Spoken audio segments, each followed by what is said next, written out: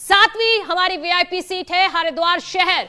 यहां बीजेपी के प्रत्याशी प्रदेश अध्यक्ष मदन कौशिक मैदान में है, तो कांग्रेस से इनको टक्कर देने के लिए उतारा है सतपाल ब्रह्मचारी को। आम आदमी पार्टी ने संजय सैनी को मैदान में रखा है। लेकिन ये वीआईपी सीट क्यों है, ये हम आपको बता देते हैं। हरिद्वार शहर वीआईपी सीट इसलिए है क्योंकि बीजेपी के प्रदेश अध्यक्ष यहां से खुद मैदान में है।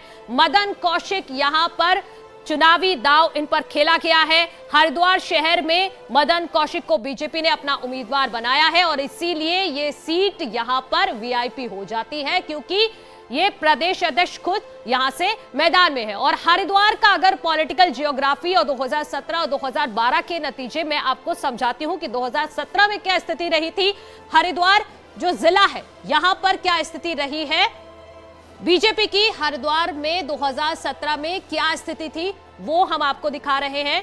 ये हमने विशेष इंतजाम अपने दर्शकों के लिए किया है चुनाव के मद्देनजर।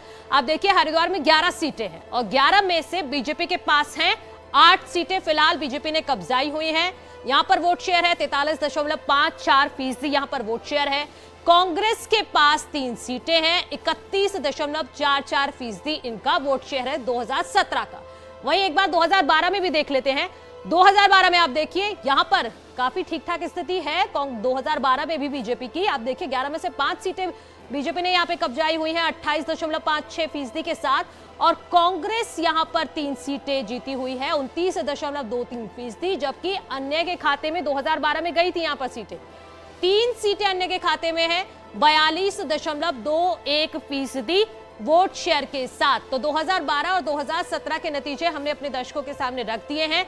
उससे आप देखिए कि बीजेपी ठीक ठाक स्थिति में 2017 में है, लेकिन 2012 में भी इस सीट पर कम से कम इस पूरे जिले में हरिद्वार में ठीक ठाक स्थिति। और मेरे सहयोगी पुलकित जुड़े हुए हैं, पुलकित के पास चलते हैं। पुलकित, आप क्या समझ रहे हैं? तो हमने अब दिखाया है, पॉलिटिकल ज्योग्राफी भी दिखा दी हरिद्वार की पूरी, लेकिन खास तौर पर अगर हम बात करते हैं मदन कौशिक की सीट की, तो आप क्या देख पा रहे हैं? मुकाबला टफ है या निकाल लेंगे सीट?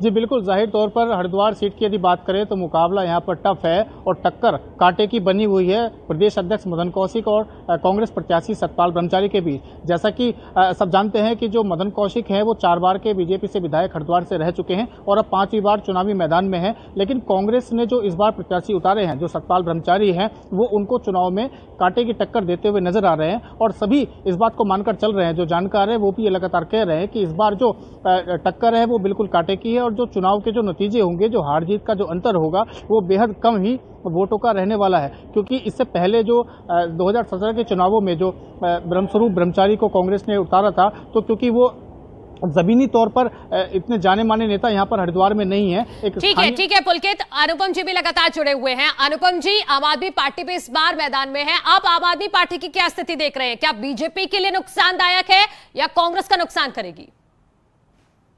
डिपेंड करता मनु, सीट टू सीट। कहीं पे देखिए, कहीं पे जैसे आम आदमी पार्टी से ज्यादा, क्योंकि पार्टी का ऐसा कोई कैडर नहीं है और इस स्टेट में पहले बार चुनाव लड़ रही है, तो यहाँ पर कैडर से ज्यादा इंपॉर्टेंट है कैंडिडेट। तो आम आदमी पार्टी के कहीं कहीं जहां पर कैंडिडेट मजबूत हैं वो जरूर डेंट पहुंचा रहे हैं।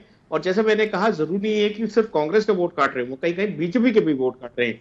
हरिद्वार सीट की अगर पर्टिकुलरली जैसे अभी आप बात कर रही थी, वहां तो आम आदमी पार्टी का इतना मजबूत फैक्टर नहीं है, लेकिन कई अन्य सीटों पर जैसे गंगोत्री उत्तरकाशी की सीट, जहां से उनके पार्टी के प्रत्याशी जो हैं कर्नल अजय कोटियाल चुनाव लड़ रहे हैं, वो एक वहां टक्कर दे रहे हैं। सीट निकलेगी नहीं निकलेगी वो बात की बात है, लेकिन वहां जरूर पूरे ट्रायंगल को बना रहे हैं। Tough fight.